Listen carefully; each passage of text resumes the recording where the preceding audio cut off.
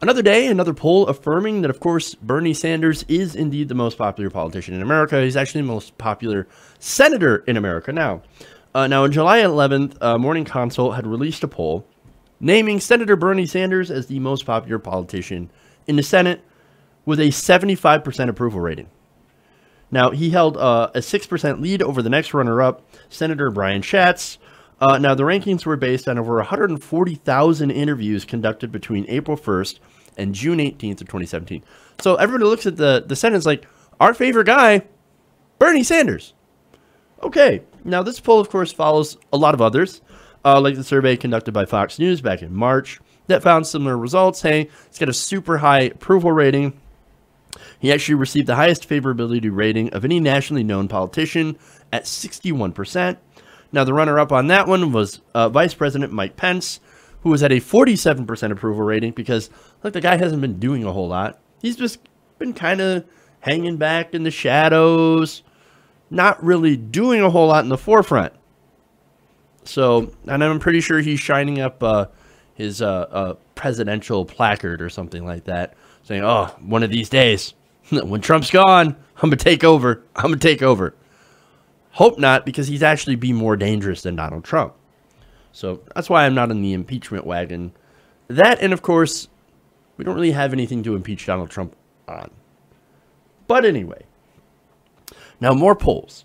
A Harvard-Harris survey conducted on April of 2017 also confirmed that, again, Bernie Sanders, most popular politician, he received a 57% favorability rating, while Hillary Clinton only received a 42% favorability rating in the same poll.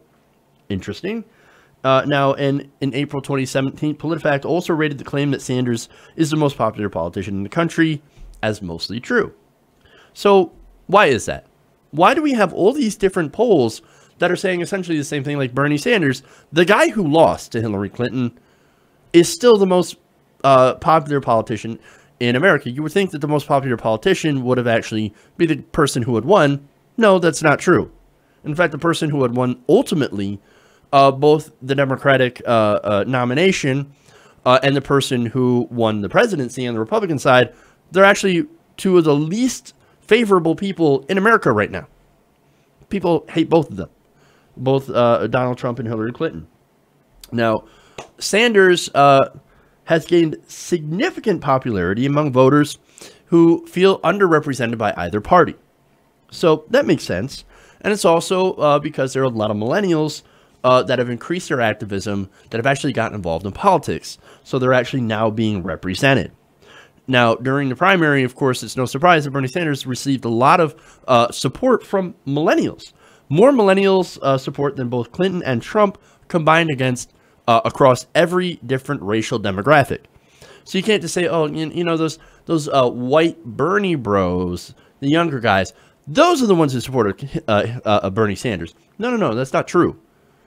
You had a coalition of young millennial African Americans and Latinos and Asians. He's actually more popular among those demographics than he is with young white bros. He's got a lot of intersectionality.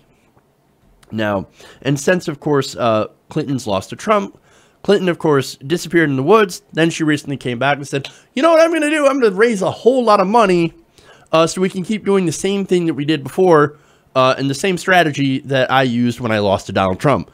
Super smart. While Sanders was out there, of course, saying, no, we're going to fight against Donald Trump. But you know what? We're also going to fight for progressive policies. You know, stuff like a living wage, which is very popular, Medicare for all, more popular than ever, tuition-free education, opposition to free trade deals, and other issues progressives have been fighting for. I know, strange.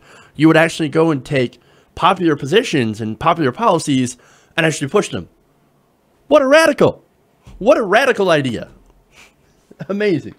Now, all of these polls, of course, that we're seeing, look, all these polls are why we're seeing the establishment push back so hard to try to smear Bernie Sanders. Now, let's, and we've talked about this before, that that probe into, the Burlington College thing in Vermont, trying to smear both Bernie and Jane Sanders. Like, oh, you've got bank fraud and bad loans, and you ran that college into the ground, Jane Sanders. And look, this whole thing was started from basically hearsay from Republican Trump operatives. They claim that she perpetrated bank fraud, Jane Sanders, and that Bernie Sanders, what's more, he used his position in Congress to push for those loans, to pressure that bank. Now, anybody who knows Bernie Sanders and knows what this guy is about immediately smells bullshit. Like, oh, wait, you're saying that Bernie Sanders put political pressure on a bank? Really?